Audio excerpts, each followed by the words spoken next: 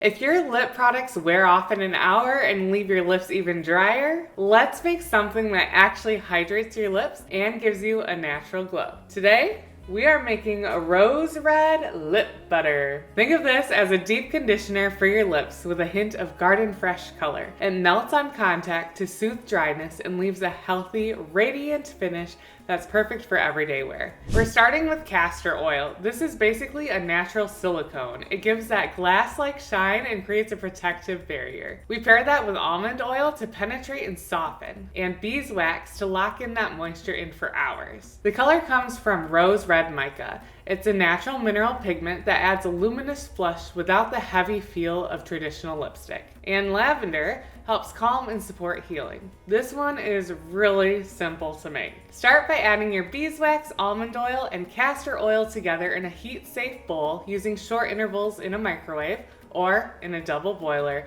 Melt everything together.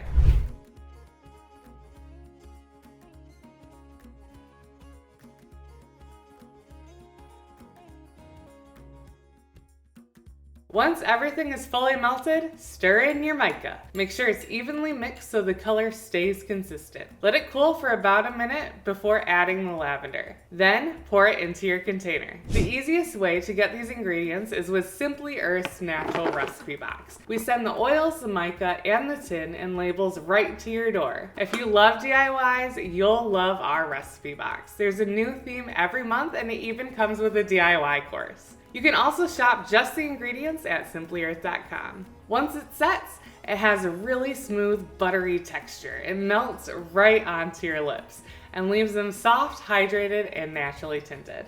If you try this, I'd love to see how it turns out. Share it using #IMadeThis to be entered into a $100 gift card drawing to Simply Earth. It's a simple switch that makes a big difference for your lips. Thanks for watching, and I'll see you in the next video.